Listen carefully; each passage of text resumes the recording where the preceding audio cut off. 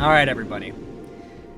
Unfortunately, we have taken another massive L as, frankly, a species this year. Donald Trump winning the election was a pretty massive L. Not just for the left, but for all of humanity. Even for the people that voted for the guy. They just don't know it yet. And now, unfortunately, much to, frankly, what I expected to happen. Go back to my stream, my last stream. Go back and watch and look through the, transcript or whatever for when I say Mike Tyson or Jake Paul. You will see me before that fight saying Jake Paul is going to win. Because as we all expected, I would assume, there were some people arguing with me that he would win, or that Mike Tyson would win, but as we all expected, the long-awaited fight between Jake Paul, the 20-something-year-old douchebag of YouTube, who unfortunately is one of the largest and most successful creators on the platform, decisively beat Mike Tyson in the ring. Mike Tyson, who is 58 years old, mind you. Now, anyone who knew anything about boxing and wasn't just a very, oh, they know who Mike Tyson is and they just know him as Iron Mike, the guy who bit a guy's ear off, they knew what was going to happen here. There is no 50-something-year-old fighter in the world that can beat a 20-something-year-old professional fighter. The fact is that when it comes to boxing, who wins and loses, outside of a full-on KO, is who can dodge, block, and who can dodge and block the most strikes, and who can land the most strikes. Boxing is, for the most part, a points game. And judges decide how many points you get for a given move. So people who knew boxing were all like, yeah, Jake Paul's just too fast for Mike Tyson to beat. Jake Paul isn't a professional, though. That is true. Going up against actual prime boxers, Jake Paul gets his ass beat, and he has. But going up against, and I don't mean this in a mean way, a washed-up boxer in his 50s, obviously Jake Paul was going to win. Winning in boxing is probably 60 to 80% speed. And a 58-year-old man just doesn't have the speed that someone as young as Jake Paul has. No matter how good they are in shape, he was just too old to outspeed Jake Paul. Though I will say, there are some fantastic clips that came out of this fight where Tyson landed some hits, where Jake Paul was not fast enough to get out of the way, and there is a shot. There's a slow-mo shot of Iron Mike unleashing a left straight, I think, on Jake Paul's face. And Jake Paul did not raise his arm fast enough to block it, so he takes it straight to the fucking face. And man, you could tell, it knocked him back. He had to, gain his footing. So even though Iron Mike didn't have the speed to win, boy, does he have the power to fuck someone up. If you're in an enclosed space with Mike Tyson, you lose.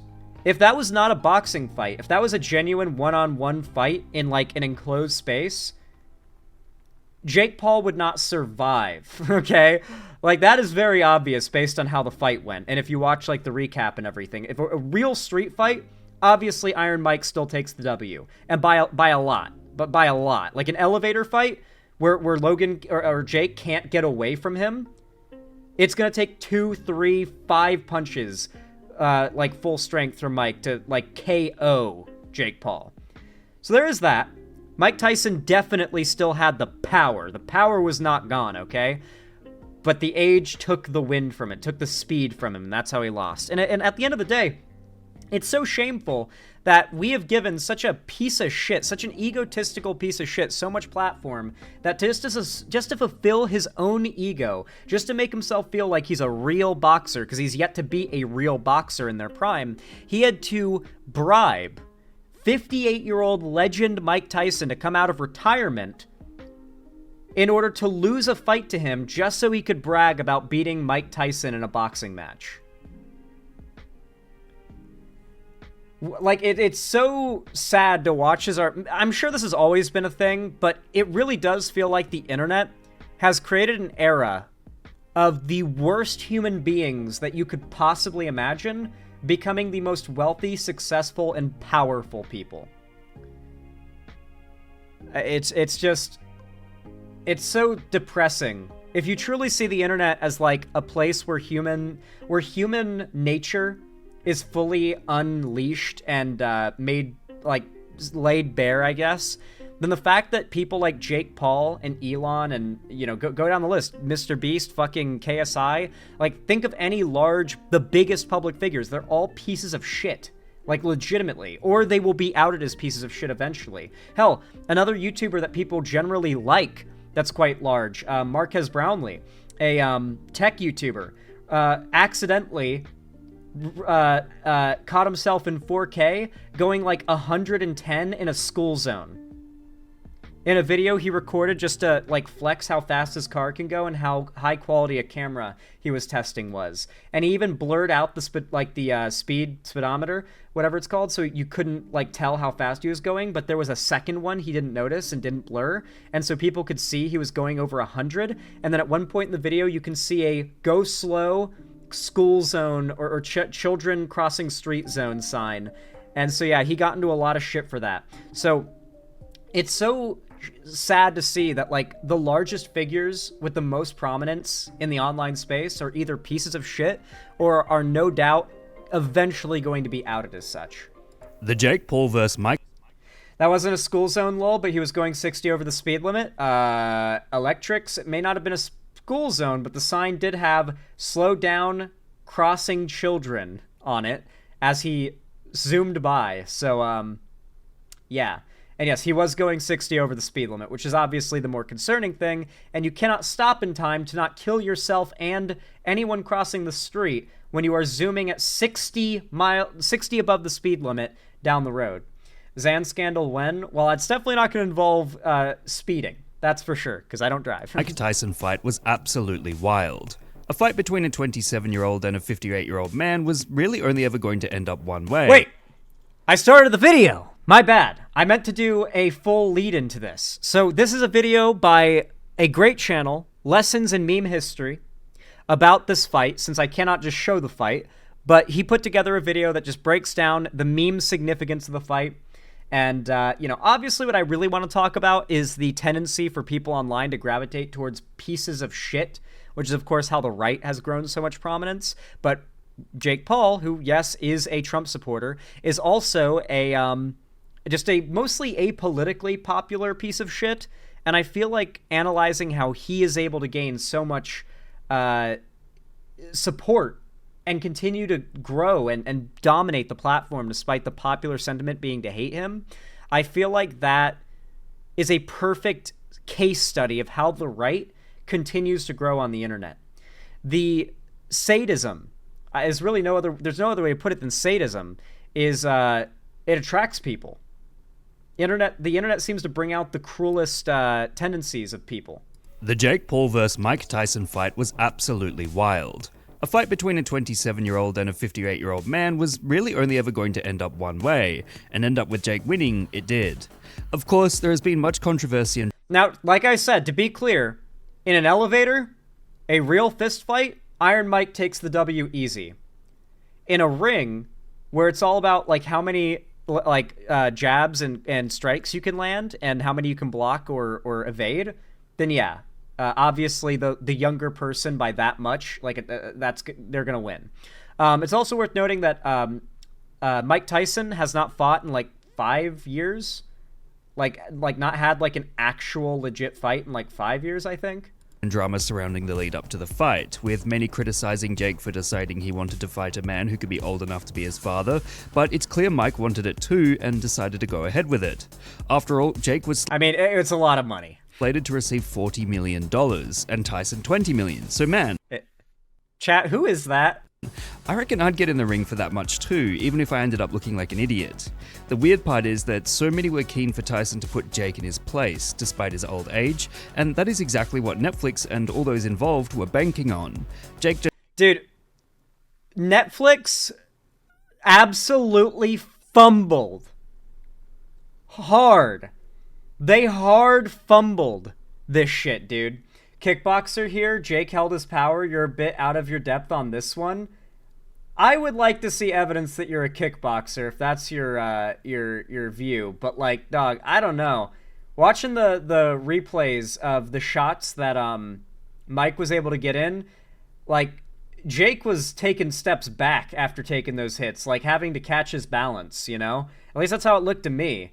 And so it just seemed like the speed thing was always going to be on Jake's side. But man, if you put Mike Tyson, even old man here, Mike Tyson, in an elevator with Jake Paul in a just straight up knuckle fist fight, I mean, Jake's got a lot of power and speed going for him, but I feel like Mike just outweighs him and then just like outpowers him, you know? I don't know. Like, Jake's got some good punches, but you got to remember, like, Jake doesn't win against actual boxers in their prime. Who was it that he fought and fucking lost against? He's clearly a fan, didn't want to hurt him. People slower than me bully me due to timing, not speed. I don't know. Maybe Jake was holding back. It's hard to say. If you say he was and you're actually a kickboxer, maybe. I get the vibe, though, that in a real fight, Mike probably wins, but maybe that's my copium, because I just hate Jake Paul. Describes himself as the problem child, so he knows his role is to play the villain in boxing, and it's extremely likely that he and Tyson discussed the idea of putting on the exhibition to earn the big bucks, and it totally worked. Millions of memes and references to the fight have been going on since it was announced, and since then the internet has been waiting with bated breath for the outcome. Of course, the actual event wasn't without controversy too, from Tyson slapping Jake in the face, to butt shots, to Netflix consistently dropping out and buffering during the fight due to huge amounts of traffic, and of course a suspension for both fighters at the end. And yet there's something magical about such a violently ridiculous event. It was fun to watch the two of them tell each other they'd be dead. It was fun to watch the insane and you can obviously tell they're like, especially Jake Paul, clearly playing into the heel character that he fills in. Like, everyone's always hated him, then he enters boxing and he does super well, and everyone just wants to see him get the shit beat out of him, but he doesn't. It's the same way that Conor McGregor became like one of the most popular UFC fighters, period, or MMA fighters, is because bro just acts as hateable as possible, but rarely loses. And so assholes that want to see a bad person win, like, flock to people like that. It's very much the same reason why people support Trump, or like cultishly follow Trump. Announcers talk about boxing history as if this is all very serious, and it was fun to know that millions of people were all tuning in at the same time, hopeful to see Paul get rocked. It didn't lead to the explosive KO event that both fighters promised, but that doesn't really matter. What does matter is that nothing is sacred anymore as long as there's enough money going around to fund it, and enough people to watch it, so really anything is possible. In short, Jake knows that this is his in to the big leagues. He just has to keep making people hate him enough to want to see him put in his place, and he'll continue to earn huge. Growing the douchey beard, like the Giga douche beard, was honestly a massive, like, big brain move to build up the like, because you can see, like, Jake and Logan Paul, this is both of them right here, they absolutely play up what douchebags they are. They recognize that, like, no one normal sees these two and doesn't think, what massive douchebags. And so they want other douchebags to flock behind them, children to flock behind them because they see success and want to, like, aspire to that. And they want everyone else to not be able to take their eyes off of them, because they're all just there waiting to see, like, these guys finally fail, you know? Dollars. At the end of the day, this is enough to fuel an onslaught of memes and speculation referencing each fight, ensuring the new norm of exhibition matches becomes the dominant form of boxing entertainment. What meme would you guys like me to give a lesson in next? Let me... Dude, I really do think that this entire situation has to be one of the best examples of how the internet has enabled the shit to float to the top among everything else. It's really sad to see how much the right has taken advantage, how much just the worst people gain prominence and success through the internet. And not just that, but how much the right has taken advantage of that fact. It's so sad, dude. It's really sad.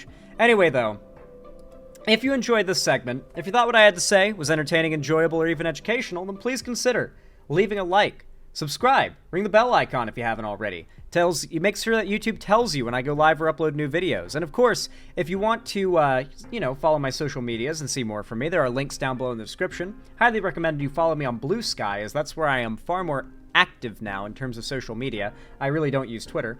And of course, if you really want to be a part of the community, you should consider joining the Fan Discord server. It is totally free to join, and on top of that, I host game events, call-in streams, and watch parties at least once a week there on Fridays. So you can join the link for free through the link in the description. As you join the Discord through the link in the description for free. And of course, finally, if you want to support me directly, help me keep the lights on and a roof above my head here at the Xander Hall studio, then consider donating, subscribing, gifting a sub, or perhaps even supporting me financially through YouTube, Twitch, Streamlabs, StreamElements, Patreon, or buying merch with the Streamlabs link down below. Regardless, though, of how you support me, thank you so much for watching, and as always, I hope you have a good one.